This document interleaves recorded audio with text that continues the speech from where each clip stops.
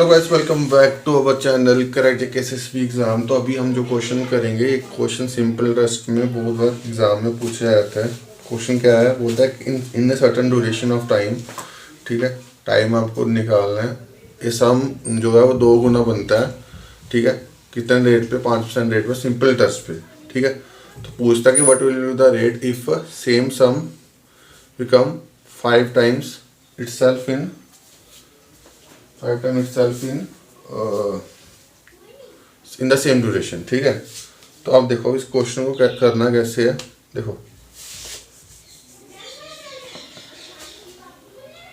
अब देखो, अब इसमें क्या बोला कि आपको प्रिंसिपल दे दिया अमाउंट। ठीक है, पहले लाइन क्या बोला कि सम जो है डबल बनता है, तो इसका मतलब क्या, सम नहीं बन रही है, यानी कि प्रिंसिपल आपका 1 है तो एक की वैल्यू है 2 गुना बन रही है, यानी कि अमाउंट बन रहा है वो। ठीक है, अब सेकंड केस में उसने क्या बोला कि सम जो है 5 गुना बनता है, सम जो है 5 गुना बनता है। ठीक है, तो अगर प्रिंसिपल उसका 1 है, अमाउंट उसका 2 है। अब टाइम तो हमें पता नहीं है, क्वेश्चन में जैसा उसने बोला वो मैंने उसको जितना बोला उतना लिखा हुआ है। ठीक है, तो इसमें जो डिफरेंस आया वो कितना है, 1 का। ये डिफरेंस क्या है आपका, इंटरेस्ट। क्या अमाउंट क्या होता है, प्रिंसिपल प्लस इंटरेस्ट, है ना। तो ये आपको सभी को पता होगा।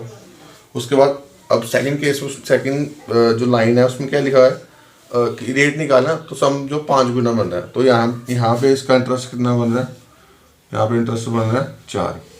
ठीक है, अब क्या करना है, हमें सिंपल फॉर्मूला लगाना सिंपल इंटरेस्ट का। सिंपल इंटरेस्ट क्या होता है, PRT/100।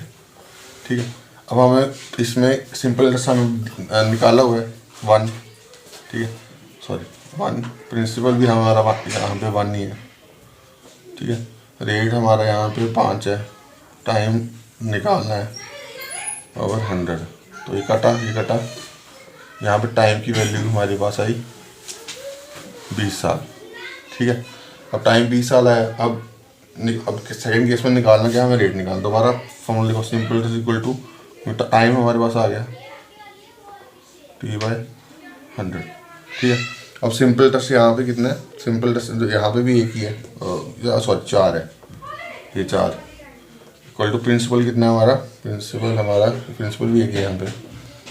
रेट हमें निकालना है, टाइम हमें दिया अभी निकाला हमने 20 साल इंटू 5, तो रेट कितना आ गया 20%। तो ये क्वेश्चन जो है बड़ा इंपॉर्टेंट है, हर एग्ज़ाम में, किसी भी एग्ज़ाम में ये क्वेश्चन आपको पूछ सकता है। तो इसको आपको अच्छे से समझ लो, लिख लो आराम से।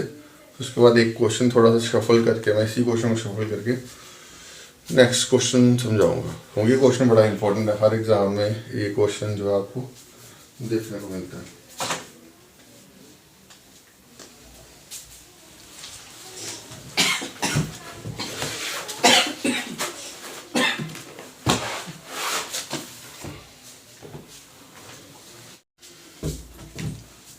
तो अभी ये सेकंड क्वेश्चन जो है सिंपल इंटरेस्ट का क्वेश्चन लिखा हुआ है। बोला एक सम है जो 800 है, वो जो 220 बन रहा है 3 साल के लिए। ठीक है, और इंटरेस्ट जो है वो बढ़ जाता है 3%। तो बताओ अमाउंट कितनी है। ठीक है, तो इसका सेकंड मेथड देखने से पहले आप सब फर्स्ट मेथड देखो जो बेसिक है, जो जैसे आप हर क्वेश्चन करते हो। ठीक है, देखो प्रिंसिपल आपको दिया हुआ 800, वो 220 बना, तो इंटरेस्ट कितना हुआ 120। ठीक है, तो मैंने सिंपल इंटरेस्ट का फॉर्मूला लगाया PRT/100। तो सिंपल इंटरेस्ट कितना है 120, प्रिंसिपल कितना है 800, यहाँ से मैंने रेट निकाला 5%। उसने क्वेश्चन में बोला रेट जो है 3% बढ़ा, तो रेट कितना बन गया 8% बन गया।